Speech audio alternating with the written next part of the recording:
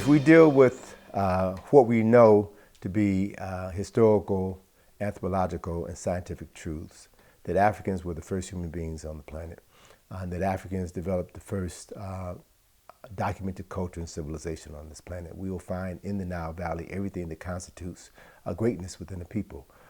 We'll find records of the first examples of architecture. We'll find examples of human beings such as Imhotep, who stand foremost in the annals of geniuses as the world's first multi-genius, the first multidisciplinarian. And we can find examples of what he created still standing in Africa today, still standing in the Nile Valley today. And at that time, the people who were best suited to appreciate what was in Kemet were the Greeks, who lived just on the other side of the Mediterranean Sea, who were relatively close to Kemet. The Greeks were a group of tribes of Europeans who had benefited from the knowledge that was brought to Greece by an African king who colonized Greece and established the city of Athens thousands of years ago. Right? So Africans brought their cargo of knowledge into Europe, helped to influence the start of culture and civilization there, and then Europeans later began to travel to the source of that knowledge to get more of it for themselves. All right? So if you think of Kemet as this magnet for knowledge, and it attracted other people all around the world who were thirsty for knowledge. And so in that context, human beings are hardwired to seek out information, to seek out answers. And again, it goes back to those mirror neurons that I was talking about earlier. We're hardwired to see ourselves as thinkers, as builders and doers. So if that's an innate part of our nature, then you're going to come to where the thinkers and builders and doers are. So people came to Kemet. The Greeks came to Kemet. The Greek philosophers came to Kemet and studied philosophy. Philosophy, we now know, is a Kemetic word that really speaks to the knowledge of the soul, right? And so when you see in Greek history, Greek philosophers returning home with the knowledge that they gained in Kemet and attempted to replicate that knowledge among their fellow countrymen, they were ostracized, right? It was it Plato who was condemned?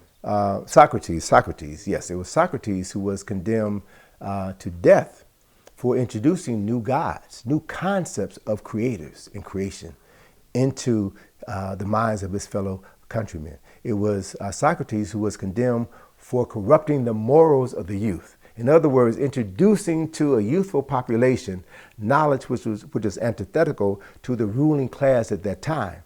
And so he brought in knowledge which the Greeks would become the so-called fathers of, that was foreign to Greece at that time, and he was condemned to death.